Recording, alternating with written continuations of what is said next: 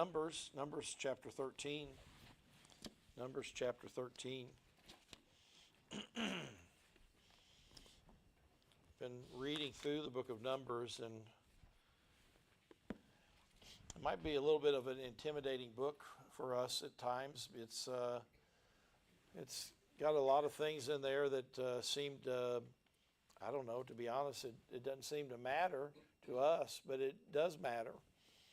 All this is for our good. And Numbers 13 is part of the story, the account of the 12 spies.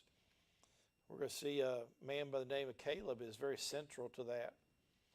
And just a few thoughts tonight on faith and faithlessness. Faith and faithlessness. That's quite a battle, by the way, to have faith in a faithless world.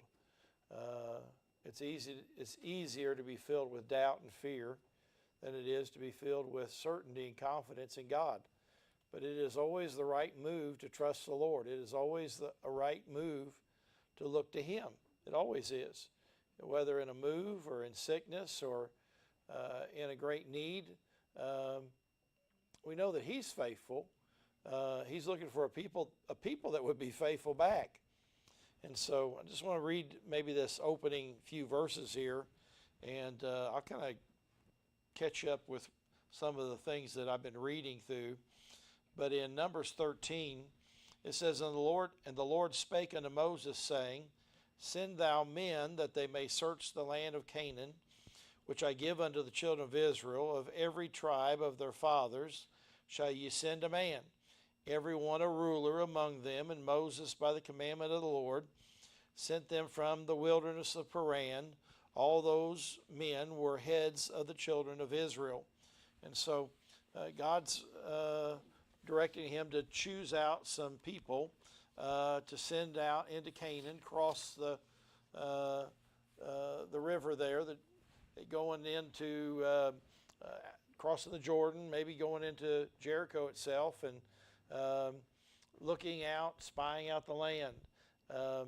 This has been an eventful few chapters. Going back to chapter 11 is a chapter where the people were complaining, and it seemed to be a fairly typical kind of thing.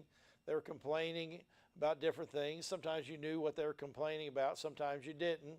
But every time we know that the complaining was displeasing to the Lord. Because when they complained, sometimes they singled out Moses, but even in that complaint, they were murmuring about the leader that God had given them. And so this is just very difficult for me to understand.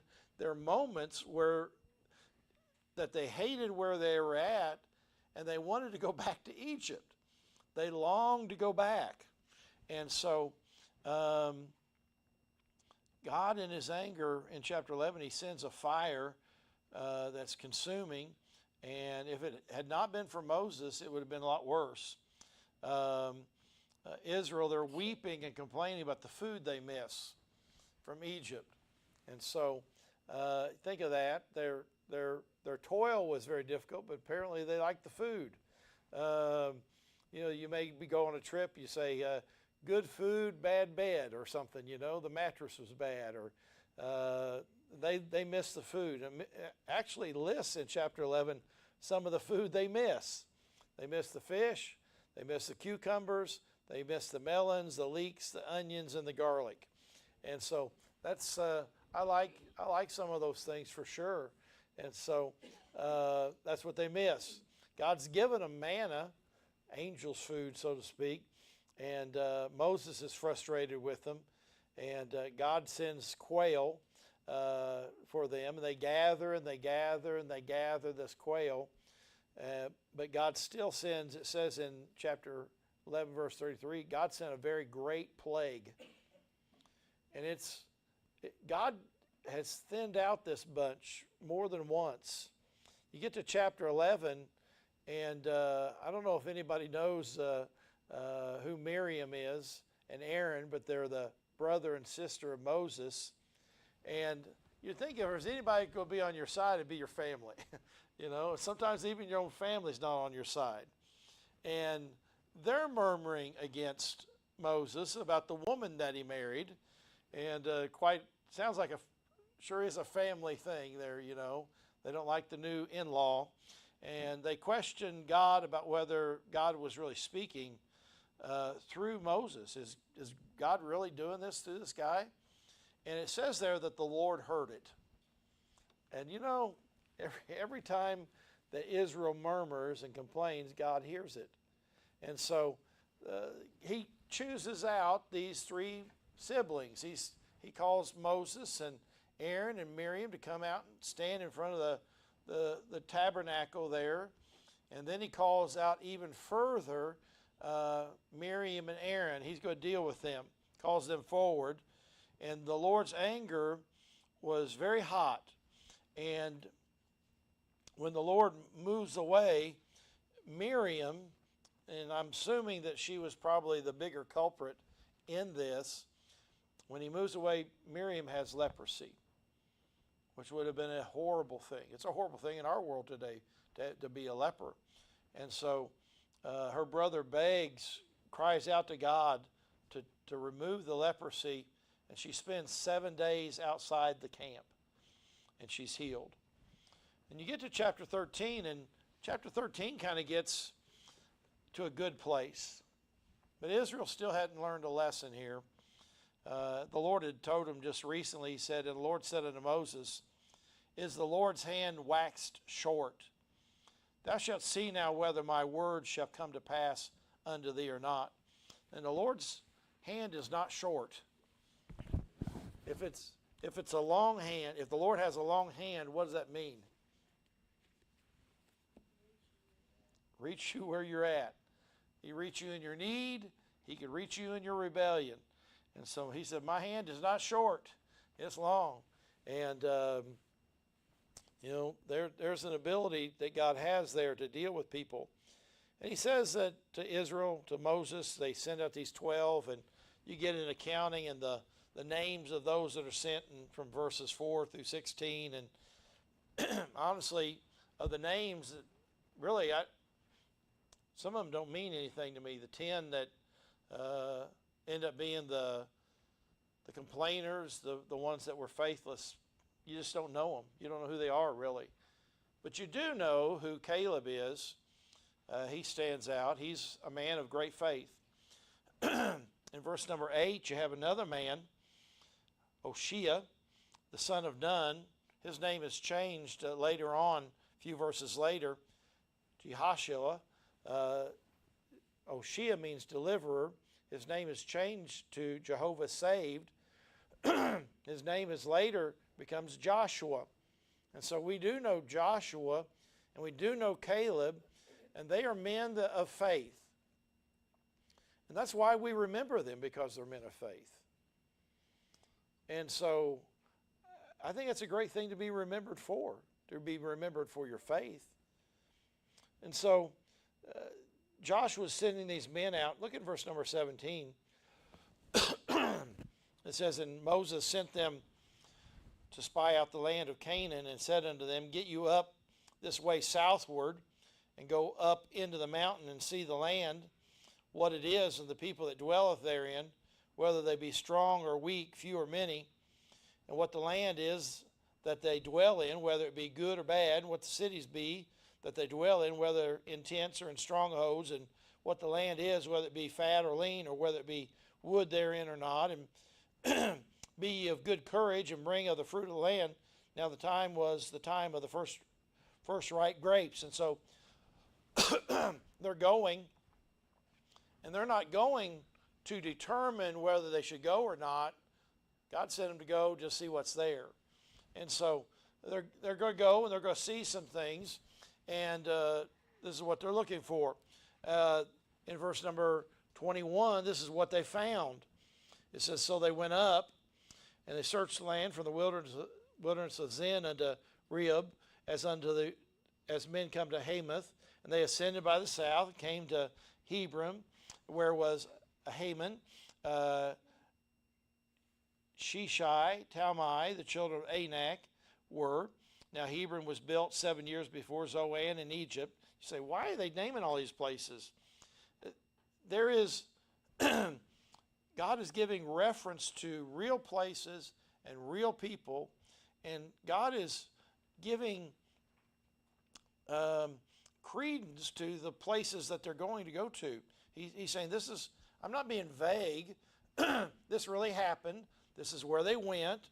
And it says they came unto the brook of Eshcol and cut down from thence a branch with one cluster of grapes, and they bear it between two upon a staff. I don't know, have you been to the grocery store recently and bought any grapes?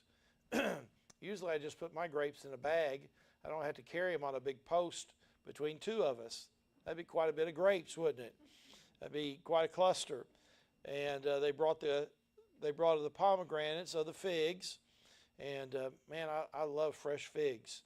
The place was called the brook Eshcol because of the cluster of the grapes which the children of Israel cut down from thence. And they returned from searching of the land after 40 days. And so 40 days they go the length and breadth of the land. They're seeing things, they're hearing things, they're writing things down, no doubt, in their hearts, their minds. They're carrying back fruit from the land. And they get back in verse 26, and they begin to tell the congregation what they found. In verse 27 it says, we came unto the land whither thou sentest us, and surely it floweth with milk and honey. It's exactly what God said it was. They said, and this is the fruit of it. No doubt they said, ta-da, this is it. Here it is. See the fruit. Wonderful. And then it says in verse 28, it says, nevertheless, even though it was good, there's some bad with it. The people be strong that dwell in the land. The cities are walled and very great. Moreover, we saw the children of Anak there. The Amalekites dwell in the land of the south. The Hittites and the Jebusites and the Amorites dwell in the mountains. The Canaanites dwell by the sea and by the coast of Jordan. And on they go. There's enemies here and there. Everywhere we went, there's enemies there. Caleb tries to quiet them down. He says that he stilled the people. You can imagine the commotion as every bad thing they begin to list, it works the crowd up. They're like, wait a minute, this is not what we envisioned. This is not what I signed up for. The men go on, they continue this bad report in verse number 31. We be not able to go up against the people, for they are stronger than we. And they brought up an evil report of the land which they had searched unto the children of Israel. They said, the land through which we have gone to search it is a land that eateth up the inhabitants thereof, and all the people that we saw in are men of great stature. Every man there is 10 foot tall. And there we saw the giants, the sons of Anak, which come of the giants. And we were in our own sight as grasshoppers, and so were we, and so we were in their sight. It's quite a thing, quite an evil report. They're supposed to be going now, getting ready now to cross the Jordan, going now to do what they're going to do eventually 40 years from now. I want you to know this, that faith, your faith, is going to be tried at some place. And the depth of it is going to be revealed. Where you're at.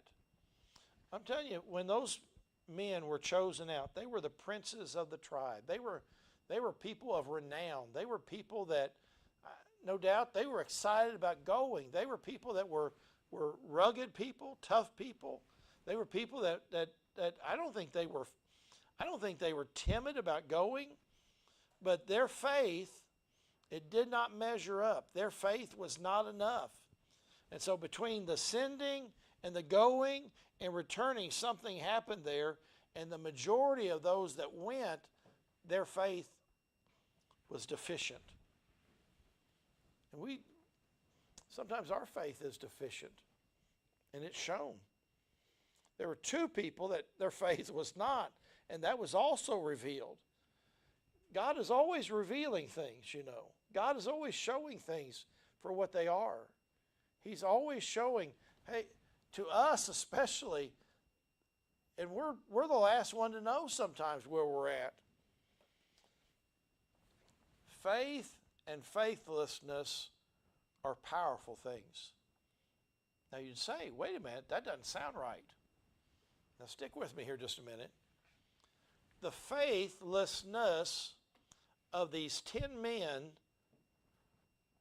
now it unsettled them, but the faithlessness in them unsettled a nation. Now think of that, that's pretty powerful. In a bad way, a negative way. Look at chapter 14, verse number 1. It says, and all the congregation lifted up their voice and cried, and the people wept that night. It wasn't like they wept and got over it. They wept all night long. They grieved about what they're going to face all night long. They said, we can't do it. And they had a big cry fest. It was terrible. The faithlessness of these 10 men, it was contagious. The faithlessness of these 10 men, it caught, and it was like a fire that worked through the crowd. And where they were excited, they're no longer excited. They're ready to go back to Egypt. They're ready to give up. They're ready to go back into bondage. Hey, we'll sign up for the quickest train back to Egypt. And faithlessness is powerful. But also faith is powerful for good, for righteousness, for eternity. Faith is more powerful than faithlessness. We got a chapter in Hebrews that's full of people that did things by faith. And their record 3,500 some years ago, it still stirs the hearts of faithful people. What they did. We know some of their names, and some of them we don't know their names. But faith is powerful. Faith moves mountains. Faith makes things grow. Faith makes things live. Faith deals with the difficult and goes on. Faith gets up when it's knocked down. Faith goes on in the face of great adversaries and open doors, but there's obstacles in the path. Faith goes on. And so I'd rather have faith than faithlessness. Faithlessness, look at verse number 28. Faithlessness sees life in a distorted way. Verse 28 says, nevertheless, the people be strong that dwell in the land, and the great cities are walled and very great. Moreover, we saw the children of Anak there. They go on and talk about these children of Anak again in verse number 32. Man, they're giants. But it tells us back in verse number 22 how many are the children of Anak they're talking about. And they name 3 names. There's 3 people, apparently in all of Canaan, that is going to keep you from going and doing what you ought to do. It's almost as if they find a reason. We're going to find a reason not to go. We're going to find a reason not to do. We're going to find a reason to quit. We're going to find a reason to throw in the towel. And you know what? There are other people who will help you throw the towel in. There will be other people that help you to quit. There'll be other people that help you not to go on. And so they're talking about these sons of Anak again and again, talking about the sons of Anak. I'm thinking it must have been an army of people, these children of Anak. But they only named 3 names. That's goofy, isn't it? That's strange to me that they let these 3 individuals and they conflate it. They grow it so much in their mind. It's like they're producing this thing that every person that lives there must be a giant. And if that's what you're seeing, it is distorted. You know, sometimes we use phrases like this: everybody is against me. Everything is against me. There's nobody on my side. That is not the truth, and you ought not to say those things. That is coming out of a heart of faithlessness. Because we know this, everybody isn't against you. Most of the world doesn't know you. Now think of that. You may say, man, most of the world don't know me. That'd be true. Most of the world don't care much about me. They don't, because they don't know you. If they did know you, they'd probably like you. But we ought to quit talking like that. You know what that does? It just makes it grow. It bubbles it up even more, and it affects other people. Faithlessness distorts what you're seeing, but faith helps you to see the reality of it. Caleb comes and he gives a report. Hey, there are giants, there are walled cities, there are some difficulties. He says, but we are well able to go do it. God is on our side. God's delighting in us. Did I say that God's on our side? And so he sees things for what they are. Faith-filled people see the reality. Hey, difficulty, yes. We're not pie-in-the-sky people. We're not looking at life through rose-colored glasses. We see the difficulty, but we also see God in it. And I'll tell you that it's a shame how much doesn't get done because we don't see God on our side. How much doesn't happen because we don't factor God into this. I've got to do this myself. Well, no, you don't have to do it yourself. Because God's going to do it with you. That makes a big difference, doesn't it? Who's with you? Who's on your side? Faith sees the reality of it all.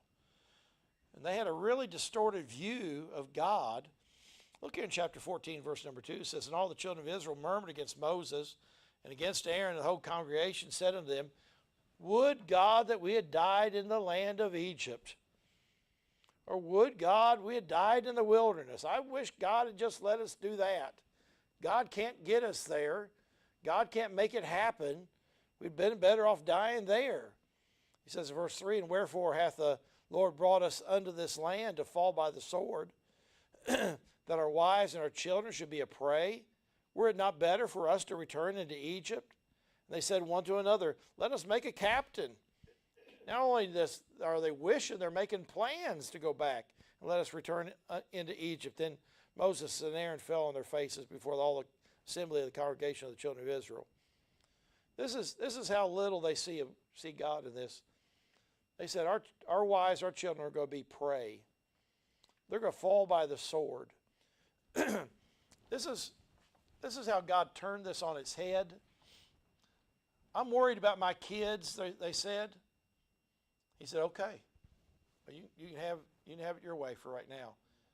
He said, everybody 20 years old and upward, you're going to die. I'm going to take your children in. He said, your children are going in. Their children did what they could not do. We're worried about our kids. God says, who do you think's taking care of your kids? I'm taking care of your kids. I just think God has, I don't know if I want to say a sense of humor here about this, but it is somewhat ironic, I think, that they're worried about their kids, and that's who gets to go in. God said, I'll take care of that. Look, faith sees things in God for what they are and what he is. He is faithful. He is strong. Caleb and Joshua, they rent their clothes. They speak in verse number 7. It says, the land which we passed through to search it is an exceeding good land. If the Lord delight in us, then he will bring us into this land and give it us. A land which floweth. It doesn't just have milk and honey, it flows with milk and honey. You know what they say when a storm's coming? Get some milk and bread. Don't they? That's what you got. You got to have milk and bread. And so there's a land that flows with it. Go put your honey on your bread, I guess. It says, only rebel not in verse 9. Only rebel not ye against the Lord. Neither fear ye the people of the land, for they are bread for us. Their defense is departed from them, and the Lord is with us. Fear them not. Fear them not. They want to stone them, but their faith is strong. Faith finds a way. Faith leads to victory. Faith is reasoned here. They're reasoning their way through this. Look, God's going to do this. Faithlessness lists the reasons why not, exaggerates, inflates it. Faith lists the reasons too. We know this, that faithlessness, doubt, mistrust of God, it displeases God. Look in chapter 14, verse number 37. I'm about to be done here. It says, even those men that did bring up the evil report upon the land. How many of them brought an evil report? How many? 10. 10 of them. Even those 10 men that did bring up the evil report upon the land died by the plague before the Lord. We're afraid to go up into the land. Okay, you're not going. You're not going. We know that faithlessness displeases God. Faith does please the Lord. It says in Hebrews 11:6, but without faith it is impossible to please him. For he that cometh to God must believe that he is, and that he is a rewarder of them that diligently seek him. Could God have given them the land of Canaan 40 years earlier than they got it? Absolutely. I'm telling you, there are Canaan kind of moments in our life that God could give us right now. What he wants to give us if we just trust him. Whatever that may be. And so, faithlessness versus faith. Let's choose faith. Let's choose God. Let's choose to trust him. Let's choose to lay it in his hands and see what he could do with it. And no doubt it'd be good to do that. So, Dan, won't you pray for me and pray for us and close this thing out?